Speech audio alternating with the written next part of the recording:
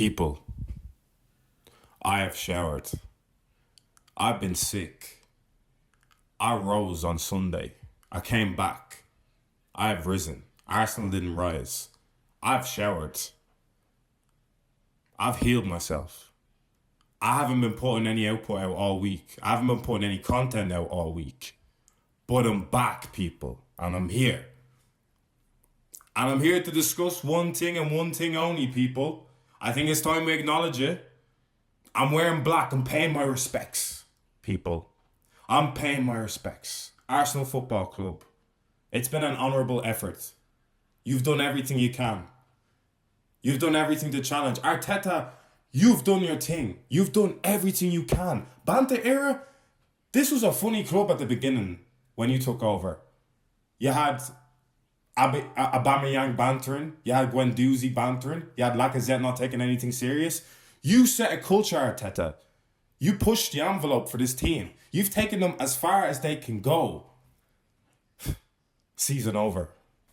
Season done. Season finito. Once again, Manchester United takes the scalp of another club. Boys, if I'm not in it for any other thing this season at Manchester United, I am here to hate watch. I am here to hate watch. I am here to see everything the other clubs do at the top four. See how they progress in the Champions League, in the Premier League, in the FA Cup, in the flipping Energy Cup, in the Carabao Cup, in the semi-finals, against Newcastle, against Spurs. I am watching every single other team if I don't get anything out of this season. Hell, my team is 13th. My team is 13th. I don't have to worry about anything but relegation. We go again into the next season. But I hate watching the other teams and I'm watching them closely. Arsenal fans, Dongo, John, Robbie, I have a list. Troops, Hallow, Nabard, Chan, Sammy. Yes, I'm targeting you by government name because sometimes when I do these rants about a weirdo Arsenal fan base, sometimes you think it pertains to you particularly. Sometimes you think it's personal or sometimes you think it's an individual thing that I'm targeting. So, if the shoe fits, I'm looking at you lot. Lippy, anybody that watches this, any of the Arsenal guys, I'm coming at you with energy today. Energy today because I want you to really know your season is done. It's over. Finito. They tell me bigger fish to fry. Bigger fish to fry in the league. They say, oh, we're third in the group stage of the Champions League. Oh, we're second. 6 points off of Liverpool. They only have a game in hand. It's done. It's over. Stop that. Do you think your team is third place in the UCL group stage? Sure, that's fine. You think your team is going to go all the way and win it? You think they'll defy the odds when they go against Bayern Munich in the quarterfinals? Barcelona, not even at the new camp, but similar stadium. Do you think your team can rise? Without that attack, without Odegaard, without anybody? In that position, I just have to smash it. Ladies and gentlemen, that is not the way I even wanted to come into this video. Like, share, and subscribe. This is the TSC. We are here to react to Manchester United versus Arsenal. A game that ended 1-1 at the Emirates. And Manchester United, well, we did what Manchester United have been put on this planet to do, have been put in this football institution to do, which is rise every single time. In the cup, no matter what the form is, no matter where we are, United don't know how to die. And I thought Arsenal were going to bury us. I thought Arsenal were going to put us in the casket and put us 6 feet under. That's what they told us all week. They said, don't worry about United. Newcastle 2-0 at the Emirates. St. James's return leg. They said, calm, don't worry about that. Bigger fish to fry right now. United, soft lunch. We don't have to worry about Manchester United. Where are you now? Where are you now? Where are you now? What trophy are you working towards at the moment? It's done. It's finished. I thought we'd come on here and discuss Arsenal. And discuss the game. And discuss everything that came about with it. So, if we look at the first half, realistically, Arsenal were knocking on the door. Manchester United, typically what they do, they start off slow. They start off lethargic. There's not much energy there. We're just trying to shut up shop the first 20 minutes. So, Arsenal start off out the gates. I was honestly worried. I was worried that I start getting text off man at the end of the game. I start getting calls off man at the end of the game. I could already see it 90 minutes down the line. United don't rise. Arsenal take full advantage. 2-0, 3-0, out the cup. I have to hear off everybody. We started slow. 18th minute. I think Martinelli had an offside goal. That was the one chance that had me a bit shook with Arsenal. That was honestly the one chance that had me shook with Arsenal. Otherwise, throughout the game, I didn't really feel too worried about Arsenal. Arsenal had a lot of chances realistically. United couldn't really get a foothold in the game, I don't think. There's not really much we can discuss about the first half except the refereeing took Andy Madley. We'll talk about him later. There was a lot of officiating that stole the show of the game. I think other than a Cobby half chance we had realistically, I think he shot outside of the box, didn't really trouble Raya. There wasn't really many chances for Manchester United. Another hologram performance from Højlund. I don't know. The TUS can't protect you much longer anymore, Højlund. You need to start rising. Xerxes got his baptism of fire. Yours is coming soon. But otherwise, I won't be too harsh on Højlund. It was a good performance. Højlund is doing the bare minimum of strikers that we expect him to do. The standard.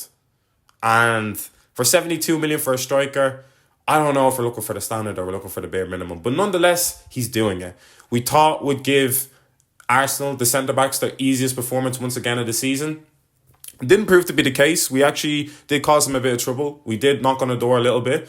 Not enough, though. A lot of it went to Arsenal. We could talk about field tilt. We can talk about all these sort of things. But a lot of the advantage went to Arsenal in the first half. Thankfully, we don't go in 1-0 down at the deficit. One of the main talking points was, I'm pretty sure, a foul on Bruno Fernandes, which, again, madly, we have to talk about the officiating. That's crazy. How do you expect players not to dissent when you are making bozo decisions? You're making bozo decisions.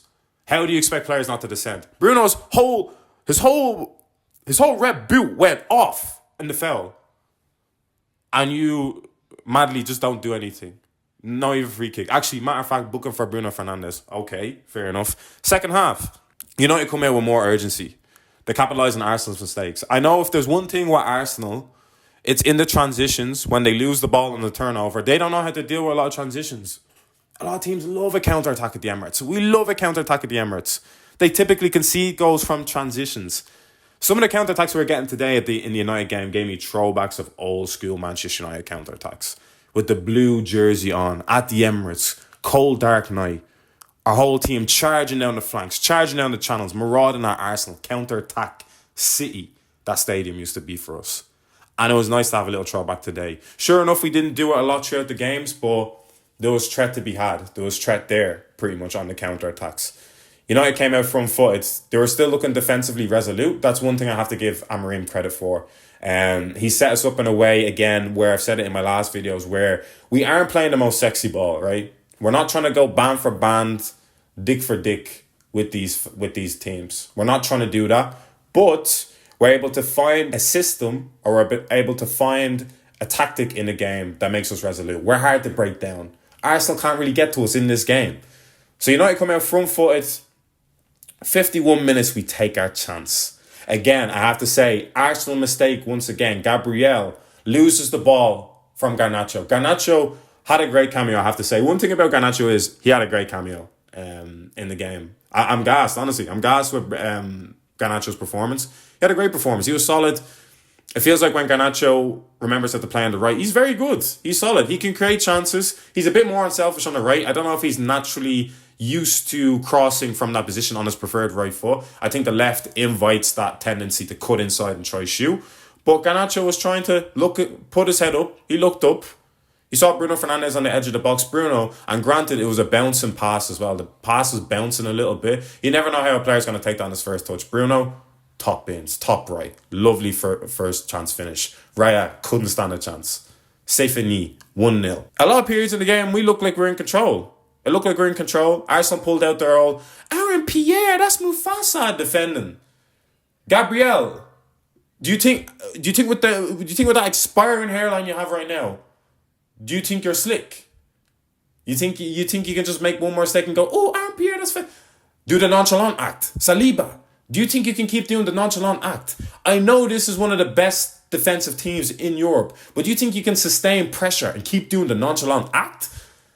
No, you can't. And mistakes happen. Mistakes can happen if you sustain enough pressure in the game. Arsenal conceded 51 minutes. Bruno Fernandes, top right corner. Beautiful finish. Now, I always say the same thing about United. From when that happens, Arsenal start knocking on the door and seeing realistically what they can do. The one thing I say about United sometimes, especially in the 50th minute mark of a game, is the worst thing United can do in order to defend this lead or preserve any sort of respect in this game is not score first. Because sometimes we don't know how to rise. We don't know how to sustain that lead. We don't know how to shut up shop. We don't know how to keep control. And needless to say, Arsenal had an equaliser soon enough into the game. I believe Gabriel scored within 10 minutes of us taking the lead. I think it was the 61st minute. Bayern will talk about his game later, because Bayern, he had a good game. You know, he rose when it mattered. I've never seen many players have, rise within a game, really, really grow within a game, especially a goalkeeper. Goalkeeper is such a confidence-based thing to do. And for him to rise and for him to grow into the game was excellent. But the first goal, it's fundamentals of goalkeeping. You need to be there to claim a cross, simple cross, run-of-the-mill cross. Not that hard for you to claim. He was unable to claim it. Went back out to Gabriel, I believe. Gabriel on the first finish on the half turn.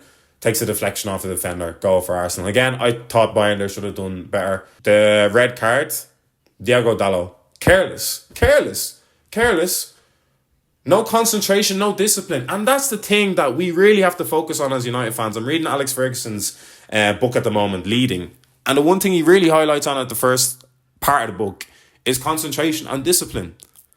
And we can say whatever about players' ability. We can say whatever about the tactics. We can say whatever about the formations we set every single game. But it's about individuals and individual errors. And individual things that can happen in a game that accumulate and ultimately lead to if we win a game or not. And Dalot was another one that made a mistake in the middle of the game. Lack of concentration from Dalot. Complete lapse of concentration. This is the thing with Dalot at the left wing back position. We can say whatever, whether he's right back or left wing back position. Dalot, for me, and the left wing back, he doesn't seem to concentrate as much. And there's not as much callous in his game. He's a bit careless. You can see him launch the ball up in the air at one point, one clearance, and it goes straight into an Arsenal defender's foot on our final third. I'm not understanding what Dalot's trying to do there at that point. There's just certain lapses to Dalot's game where he doesn't really feel like he's concentrating in the game. And this was the same thing. He's already booked. That's concentration. That's discipline. You are already booked, my bro. Don't go diving in. And people can say whatever. People can say it shouldn't have been a yellow card, it shouldn't have been a red card, yada, yada, yada. It's the intent of it all. The excessive force that he comes in on that challenge. You have to know better already. If you're on a booking already, you can't go in. And it stemmed from him making a bozo touch, which again, concentration, Dalot. Concentration. Concentrate, please. We need you to be there. We need you to be alert. And if the first touch is loose, even go in for a half anticipated 50-50. You don't have to go in absolutely diving in. Honestly, if his studs are up, I don't even know for the challenge. Like, as a professional footballer that has a bit of know-how, that has a bit of IQ in the game, I don't really understand that. But nonetheless, Dalot got sent off. It shifted the game a lot. And then we conceded then, as I mentioned, on the 61st minute. Bayern there lacking the fundamentals that goalkeeper really needs to have when he's dealing with them sort of challenges. But I digress. For the next maybe 50 minutes or so, even into extra time, it was mainly Arsenal. We were answering a lot to Arsenal. Arsenal had chance after chance after chance after chance. Kai Havertz. Kai Havertz, bro. Open chance after open chance after open chance after open chance. Now, we could say whatever. We could say that Harry Maguire stepped up. De Ligt stepped up. There was amazing individual performances. Bayern there rose into the game as it progressed. But my God, Martinelli, Havertz, it stinks. It stinks. They're having chance after chance after chance. Martinelli was dribbling and I didn't even know. You know what I mean? I wasn't even fearing anything when Martinelli was dribbling at our fullbacks. And that says a lot. And Martinelli was a player playing on a lot of confidence maybe in the 23-24 season. Even a portion of the 24-25, mainly 22-23 season. He was a player operating on confidence. But now this is a guy that looks a shell of himself. Honestly, if he runs at us, if he dribbles, I don't fear. I'm not scared. Martinelli, I'm chilling, bro. Martinelli's on the flank testing Dalot. Barda sending off. He's testing Mazraoui. I'm chilling. It's fine. I'm not scared. Me not scared. I'm not scared of Martinelli. But they were answering. They were trying to knock on the door for the next 50 minutes. Xerxes comes on. Good cameo from Xerxes. Xerxes spins Saliba. Xerxes does a little pirouette and spins Saliba nicely. Absolutely. Gave Saliba the hammer when he came on in his cameo. He gave Saliba the hammer. Non-stop. Absolutely. Like that's the thing. If my strikers don't score in a game, I expect them to cause problems. And Xerxes non-stop was giving Saliba the hammer. He was unrelenting, relentless with Saliba. I think later into the game, De Ligt, he makes a goal line clearance. Now we have to talk about De Ligt's performance. De Ligt was excellent. De Ligt makes a goal line performance. You see it, the passion, the fire, the desire, everything that you need. This was the first game where usually when the pendulum kind of swings, especially at the Emirates in the 50th and the 60th minute, I just don't expect anything. I don't expect the team to rise. I don't expect them to show character. I don't expect them to show grit. I expect us to just hold off the game until eventually there's an added time winner from whether it's Rice, whether it's Odegaard, whether it's whoever. Jesus, if he was on the pitch, maybe he kind of pops up in them parts of the game. He came off injured. But Arsenal didn't really look like they were coming at us a whole lot. Pause. Arsenal didn't look like they were set on the first the whole time. And that's how it was for 50 minutes. United remained defensively resolute. I really liked how Amorim set us up. He set us up in a place where we weren't going to try and attack and go for it and leave ourselves exposed and make absolute pricks of ourselves pretty much on the counter-attack. He didn't set us up that way. But he certainly didn't try to go toe-to-toe, or he certainly didn't try to go too pragmatic, where we couldn't find any sort of foothold in the game. We had a few chances here and there. Granted, there were half chances. Raya goes with a low save, deflected shot, one of our chances. It could have went in. Alan was knocking on the door. Xerxes was active in the counter-attacks. It looked like we could do some through periods, but overall, a lot of the advantage was to Arsenal. Then we come to penalties. Penalties, honestly, I was worried about it because Jorginho, I thought they had a lot of established penalty takers in the Arsenal team. They had Trossard, they had Rice, they had Odegaard, as I said, they had Jorginho. They had a lot, even Havertz. I thought if he wasn't going to take any chance in the game, he was going to convert his penalty. So I was worried. When Jorginho came off, I'm not going to lie, I was gassed. I was gassed when Jorginho came off because we needed some sort of chance in the game. I don't think we had a lot of bona fide established penalty takers in the game. Bruno and Ahmad took theirs. Bruno converted his nicely. Ahmad's penalty was nice. Man. I didn't know. I didn't look too much at his time at Rangers, at his time at Sunderland. I didn't know if he was a certified penalty taker, even his time at Atalanta. But that's tech that he had for the penalty. He was able to take that. He was able to convert that. Nice finish. I think we had Euro step-ups. Euro rose. Euro for someone that's 19 years old, a centre-back, a defender. He rose and it mattered. Lovely finish. Nice finish as well. And then Havertz again. And they want to tell us Arsenal fans, yeah, Arteta, shrewd signing, Edu, bargain bin, Havertz, only 60 million. Thank you, Chelsea. Thanks very much. They want to tell us that. When realistically, I've seen you move Havertz on the wing, left centre midfield, striker, centre forward, number 10, third man run supporting, false 9. I've seen you try everything with Havertz. What has Havertz done? What has Havertz done to really move the needle for this Arsenal team? And he shows it again. He shows that he doesn't have that cutting class, that cutting quality when he misses his penalty. It's not there. So then we just look in control. At this stage, I'm milli rocking in my sitting room. It looks like we're about to win it. And then Xerxes steps up. Xerxes, that takes a lot of mental fortitude for me. It takes a lot of mental fortitude. Considering what happened at Newcastle, it takes a lot of mental fortitude for Xerxes to come and take his penalty. And take it as well as he did. Arsenal... What's he do? The gunshots? And you listen to Griselda? That's how it felt. It felt like we were walking off the Emirates again with another lick. Another scalp.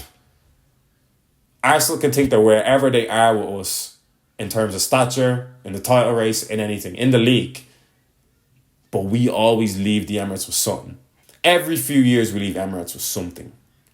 Whether it's a Lingard, Millie Rock at the carpet, whether it's Martial dancing, whether it's Pogba dancing, whether it's De Gea. He could save the fucking Titanic, mate. Whether it's De Gea, we always leave with something, man. We always leave with a performance. We always leave with an iconic moment. We always leave with a dance. We leave Emirates like it's a rave sometimes, and this is how it's supposed to be at Manchester United. Rooney counter-attacks on a cold night at the Emirates. Ronaldo 50-yard free kicks in a Champions League quarter-final. This is how we're supposed to leave the Emirates. Kids crying. Aunties crying. Gunnosaurus crying. The whole fan base crying. This is how you leave the Emirates. With their chains. That's how you're supposed to leave the Emirates. And we left with something, bro. And this one meant something to me. There hasn't been much analysis in this game, just vim. Not much analysis from me in this game, just vim. Now, if we look at the match stats, the match facts, ultimately it comes down to the goals. Arsenal won, Manchester United won. We win 5-3 on penalties. You can look at the XG. I'm looking at 3.3 XG to a 0.6 XG, 26 shots. I'm looking at a pitch map right now that shows how many shots. Peppered us with shots. What does it really matter? 26 shots to 7 shots, on target, 7. 26 shots on goal to a 7 target ratio is diabolical work. And that's me saying that about my forward line. I'm saying that about my forward line. But we were able to, if you look at 7 shots to 4 on target, that's a nice ratio.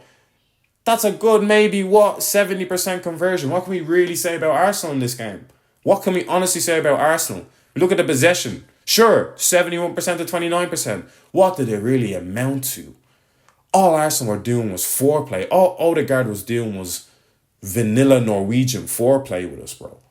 He didn't look like one of the De Bruynes on his day that grabbed the game. Give me the ball.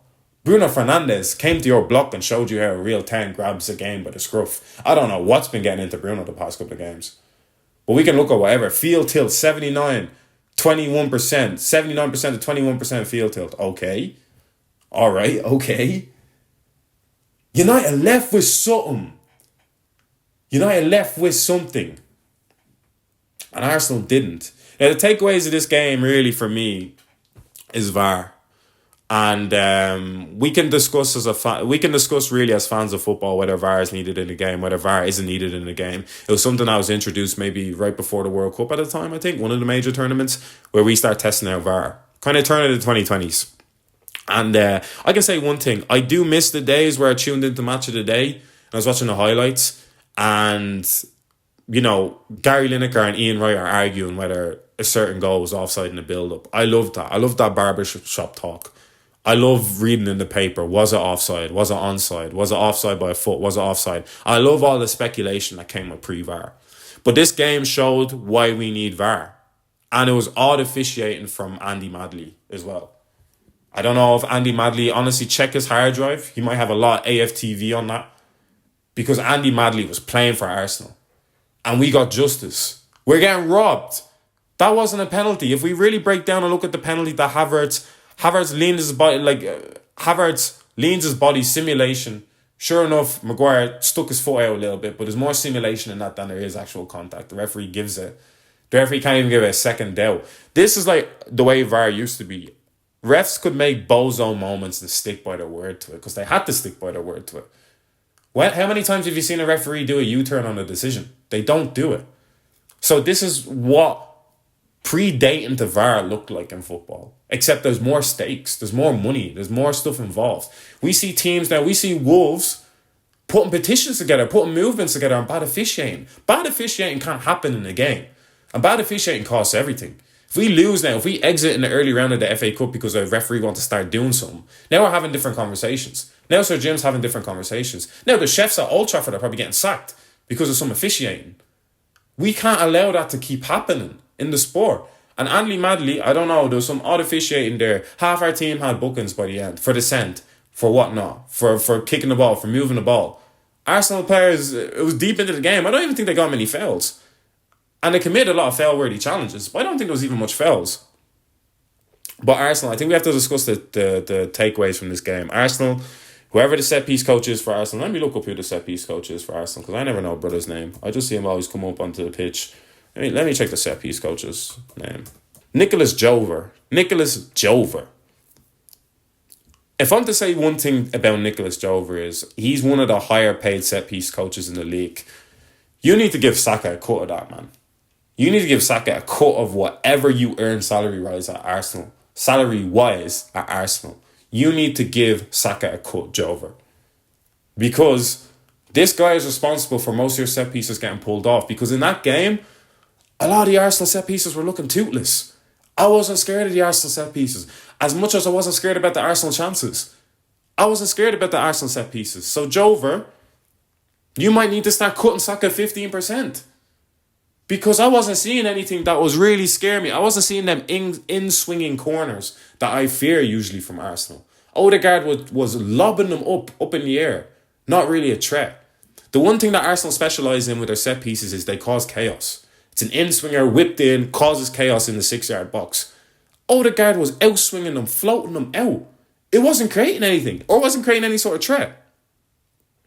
Odegaard, I don't know what you're doing with this strawberry shortcake football, but it needs to be more penetrable. It needs to be more penetrable. You're moving 20 yards up the pitch and then turning around. Turn around on your little 1 foot, little dancey 1 foot, and then passing it, side passing it. You need to be going up the pitch with more purpose, more penetration.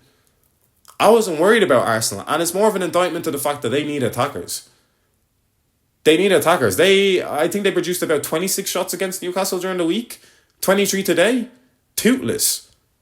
I've already read the conversion rate to you. Like, the no-brainer. Arsenal need to go out and invest in attackers. Whether that's Vlahovic, whether that's Isak. There's a lot of strikers out there in Europe. There's a lot of forwards out there. Whether that's Mbuemo. Arsenal needs firepower. They need attackers. Because the season is looking like it's closing in on you. That Liverpool lead is widening. Third place in the Champions League is fine, but when it really matters in the knockout stages, will you have forwards that really rise? We don't know how long Saka's out for. He's just had surgery. Jesus is out as well. Where does the firepower come from? Havertz? Martinelli? Martinelli looked like he gave up. Martinelli looked hapless out there. Martinelli, I remember there was a ball that was lobbed up to Martinelli over his head, just went out to the byline, goal kick. Another elite, a Kvaratskhelia. I'm like your dad trying to say that. Kvaratskhelia. He takes that down on a touch and he creates something there. Arsenal don't have that firepower, and they need that. They need that. Their season looks over. And unless they invest in January, we're both two clubs with similar parallels. Unless we also invest in January, I don't really know. Mikel Moreno. Excuse me, what was it? 30 mil for Mikel Moreno? He was non-existent. And now I know he had a good season in the Euros. He had a good performance in the Euros, but he was non-existent. I'm looking at Declan Rice. Declan Rice didn't create nothing. Like, Declan Rice had a chance that great save from Bayern there, but should have been finished. Martin Odegaard didn't do nothing for me. Raheem Sterling. A scrub Sterling. This ain't the Sterling that's doing 50 goal contributions in a year in 2019. This is a scrub. Arsenal have signed a scrub. Now we have to look at what's next for Arsenal. Tottenham at home. Villa at home. Zagreb at home in the Champions League. Wolves away. Girona. Now they're results that they could take maybe from looking at 4 games. That's a possible, 8 points, say. That's a possible, 32 points. I don't know if I'm doing the maths right. I don't know how many points Arsenal really convert there without this attack, without Saka, without any of these guys, without Odegaard creating. I don't really know where it comes from. Moreno, I don't know if they're trying to sign him to play in the Xhaka role. He's not fulfilling it. Manchester United, controlled, resolute performance.